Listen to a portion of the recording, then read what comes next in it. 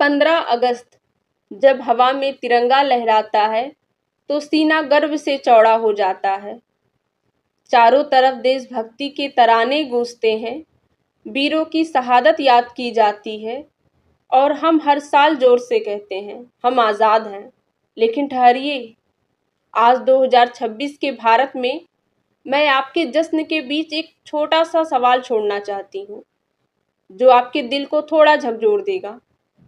1947 में जब यह देश आज़ाद हुआ था, तब इस देश की औरत कितनी आज़ाद थी। तब अंग्रेजों का शासन था, आज अपना लोकतंत्र है। तब घर की चौखटें थी, आज हाथ में डिग्रियां हैं। तब अशिक्षा का अंधेरा था, आज कानून और अधिकारों का उजाला है। लेकिन क्या उसके हिस्से का डर खत्म हुआ? क्या अपने ही फैसलों की कीमत चुकाना बंद हुआ? क्या आज भी उसे अपनी पहचान साबित करने के लिए अपनों से ही लड़ना पड़ता? फकस तोड़कर तो उड़ी थी कभी, वो उड़ तो गई पर आसमां ना मिला। दीवारें तो गिरी महलों की, पर ख्वाबों को आज भी मकान ना मिला।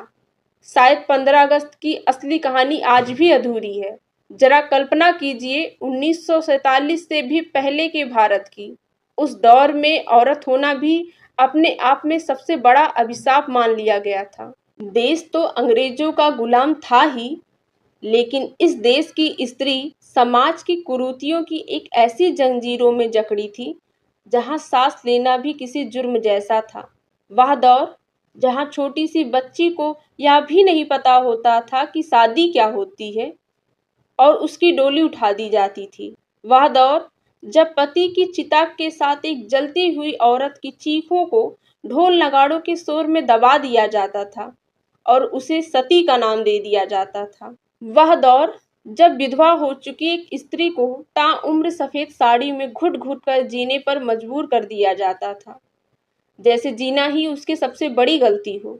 लेकिन फिर इस घुटन से क्रांति की पहली चिंगारी निकली। रानी लक्ष्मीबाई ने जब हाथ में तलवार उठाई तो सिर्फ अंग्रेज नहीं कांपे थे, बल्कि वह सोच भी कांपी थी जो कहती थी कि औरत सिर्फ महल एक चार दीवारी के लिए बनी है। सावित्रीबाई फूले पर जब समाज ने कीचड़ और पत्थर फेंके, तब भी उन्होंने हाथ से किताबें नहीं छोड़ी, क्योंकि वह जानती थी कि अगर एक औरत पढ़ गई तो वह अपनी नस्लों को आज़ाद कर लेगी। और फिर आया 1947 का वह दौर, जब महात्मा गांधी के एक आह्वान पर लाखों औरतें सड़कों पर उतर आईं। कनकलता बरुआ महज 17 साल की एक बच्ची, जिसके सीने पर अंग्रेजों ने गोलियां दाग दी, लेकिन मरते दम तक उसने तिरंगे को मिट्टी में गिरने नहीं दिया। मातंगिनी हाजरा 73 साल की एक माँ, जो गोलियां खाती रही, वंदे मातरम कहती रही और अपने खून से इस मिट्टी को सींचती रही। उषा मेहता, जिन्होंने भूमिगत होकर छुप छुप कर रेडियो चलाया ताकि आज़ादी की आवाज़ दब ना सके। इन औरतों ने अपने घर, अपनी ममता, अपना सुख, सब कुछ इस देश पर न्यौछावर कर दिया। इसी समाज ने कहा था स्त्री कमजोर है। उसी स्त्री ने अपने खून से आज़ादी का इतिहास लिख दिया। लेकिन कहानी यहाँ खत्म नहीं होती। असली सवाल तो अब शुरू होता है। 1947 की स्त्री से जब पूछा जाता, तुम्हें आज़ादी चाहिए, तो वह बहते आंसुओं से कहती, मुझे अपने देश को आज़ाद देखना है। और आज 2026 की स्त्री से जब आप पूछेंगे, तुम्हें आज़ादी चाहिए, तो वह अपनी खामोशी से कहेंगी, मुझे अपनी जिंदगी के फैसले खुद लेने की आज़ादी चाहिए। फर्क देख रहे हैं आप? तब लड़ाई गोरी चमड़ी और बंदूकों वाले दुश्मनों से थी, जो सामने दिखता था। आज लड़ाई अपनों की सोच से है, जो हर रोज धीरे धीरे दिल को छलनी करती। कभी वह दुश्मन लोग क्या कहेंगे का मुखौटा पहन कर आता है, कभी तुम लड़की हो तो सहना पड़ेगा की सलाह बनकर आता है, और कभी बहुत प्यार से कहा गया एक जहरीला वाक्य बनकर आता है। तुम्हें पढ़ने दिया, नौकरी करने दी, अब और क्या चाहिए। जैसे पढ़ाई और सपने देखना कोई एहसान हो, अधिकार नहीं। डॉक्टर भीमराव अंबेडकर ने संविधान में हर स्त्री को बराबरी का हक दिया।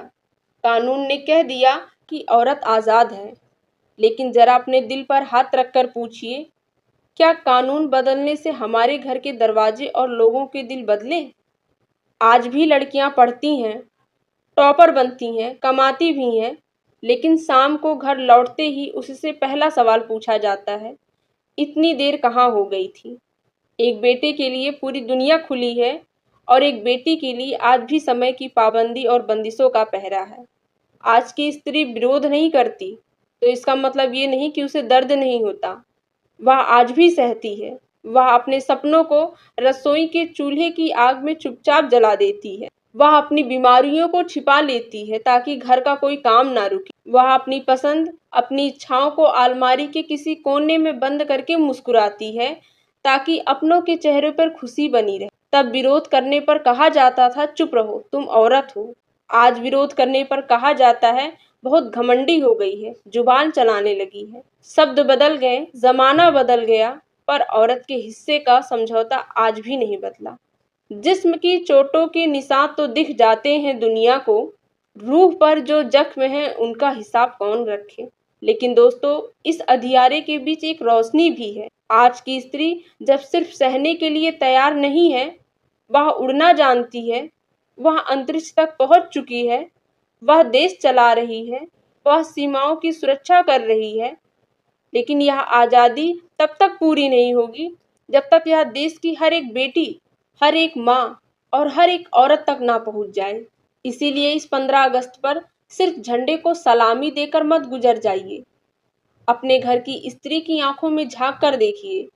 अपनी माँ, अपनी बहन, अपनी पत्नी, अपनी बेटी को देखिए और खुद से पूछिए, क्या वह अपने मन की बात बिना डरे कह सकती है? क्या उसके सपनों को भी उतनी ही अहमियत मिलती है जितनी एक पुरुष के सपनों को? अगर जवाब हाँ है तो मुबारक हो, आज़ादी सच में आपके घर आ चुकी है। और अगर जवाब नहीं है तो समझ लीजिए, देश तो 1947 में आज़ाद हो गया था, लेकिन सोच आज भी गुलाम है। इसी घुटन को आवाज देने, इसी छुपे हुए दर्द को बयां करने और स्त्री के वजूद को उसका सही सम्मान दिलाने के लिए जन्म हुआ है आपके अपने चैनल स्त्री का। यह सिर्फ एक यूट्यूब चैनल नहीं है, यह एक क्रांति है। यह आवाज है हर उस औरत की जिसकी चीखें समाज के रस्म रिवाजों के नीचे दब गईं। इसी घुटन को आवाज देने, इसी छुपे हुए दर्द को बयां करने और स्त्री के वजूद को उसका सही सम्मान दिलाने के लिए जन्म हुआ है आपके अपने चैनल स्त्री का। यह सिर्फ एक यूट्यूब चैनल नहीं है, यह एक क्रांति है। यह आवाज है हर उस औरत की जिसकी चीखें समाज के रस्मों रिवाज के नीचे दब गईं। यहाँ हम लाते हैं एक स्त्री के त्याग और उसकी खामोश पीड़ा की सच्ची दास्ताएं, उसके संघर्ष से लेकर उसकी सफलता तक का सफर, और उसके स्वाभिमान की वो बातें जो हर दिल को सोचने पर मजबूर कर दें। अगर आप भी मानते हैं कि एक स्त्री का सम्मान ही इस देश की असली आज़ादी है, अगर आप भी चाहते हैं कि इस समाज की यह पुरानी सोच बदले, तो स्त्री परिवार का हिस्सा बनिए। इस चैनल को सब्सक्राइब कीजिए और इस आवाज को हर घर तक पहुंचने में हमारा साथ दीजिए। आइए इस 15 अगस्त पर एक वादा करें, स्त्री को सिर्फ इतिहास के पन्नों में याद नहीं रखेंगे, उसे आज़ादी का असली एहसास कराएंगे। तब तक के लिए अपना ख्याल रखिए और खुद से प्यार करना मत भूलिए।